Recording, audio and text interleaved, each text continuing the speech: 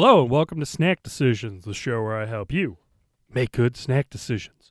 We're finishing up the World Cup a week before the World Cup actually starts. We're finishing up those World Cup chips as promised. This one, it initially didn't sound that complicated or interesting, kind of like the French onion soup, but upon research, okay, that's a little bit more interesting coming on here. As promised, the Brazilian-style garlic sauce chips. Now, initially, I was sitting here going, oh, garlic sauce, it's just straight garlic on a chip. Okay, fine. No, it's actually known as molho de ajo. Is a rich, creamy, and extremely garlicky condiment that they use. It has butter, garlic, milk, mayonnaise, salt, black pepper, and oregano in it. So a little bit more complicated than just garlic and butter. So it should be a little bit more interesting, I'm hoping. It's typically used at steakhouses and on barbecue and on steak, grilled meats and stuff like that. So they could have gone the chimichurri or the Argentinian style one route, but they didn't. They went just doing the garlic sauce by itself. So let's see. I have an idea how packaging's going to rate. Yep. 4 stars on packaging. It opens easy. You're going to need a chip clip to close it and keep it fresh. Kind of looks like a Lay's chip, honestly. There's not much difference to it. Let's see. These are absolutely delicious. This is kind of what I wanted the French onion soup ones to be. Why? Well, this one it's definitely garlic and butter are the big two. Garlic's the predominant thing, butter a little bit less so. But then there is oregano coming off of it, which is adding a little bit of complexity and interestingness to it. Same thing, there's a little spice with the black pepper.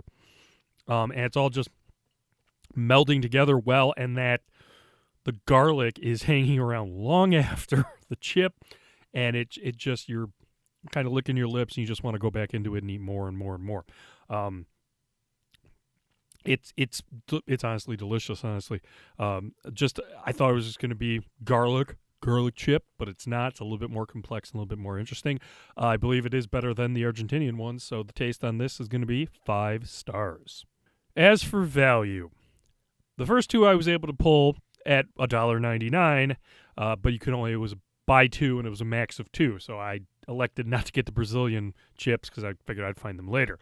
That turned out to be an issue. So by the time I was able to find them finally, after going through about 3 or 4 different stores, they were on sale. They were available, but for full price, $4.29.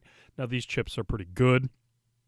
$4.29 is really high. If this was $2 a bag, you're talking 5-star value. Because it was $4.29, I'd probably give it a 1, but because they're so good, 2-star value at $4.29. It is the best of the international chips, so I will bump it up a little bit on that. 2-star value if you're paying full price like I did. Okay, and I'm doing this right this time, Brazil. Let's pair it with a beer at the snack bar. And yes, I recently did the international treat box Brazil, and I just paired it with some beer that I had around from Chicago. This one I knew a little bit ahead of time, like, hey, I can plan this one out. So I went with the Brazilian beer XIngu. As soon as I knew I was doing a Brazilian style or a Brazilian chip, I knew I was going to do XIngu because I know that's a beer that I can get relatively easy, and it comes from, I thought, Brazil, but apparently that's a lot more complicated. Summing it up as quick as possible, it started in Brazil. Amazon Incorporated, not the website, from Vermont bought the rights to it in like 1988 to distribute it here. And I think it's now brewed in Canada for distribution. So it's pretty much in 3 different countries at this point. But it was so hazy and weird.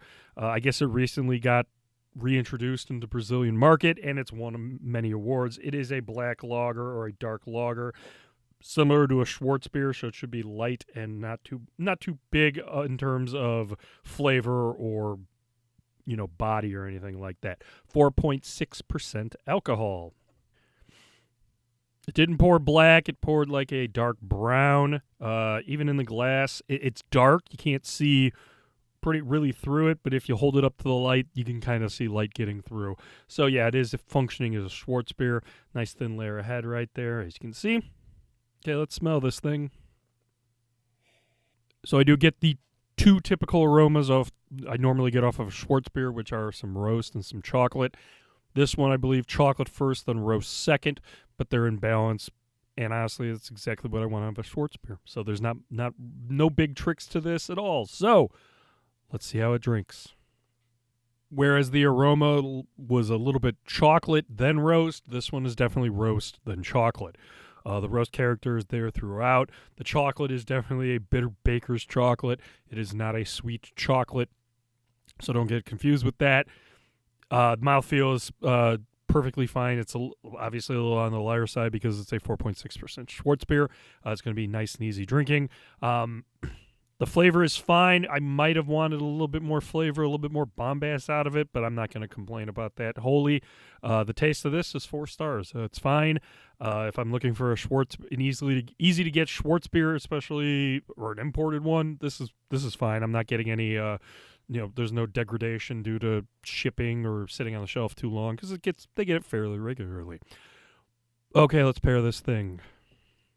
When I saw this chip had a buttery characteristic, and even when I tasted it, I was getting kind of worried because butter is not a beer flavor quality you want on a beer, and I was wondering if it was going to counteract that.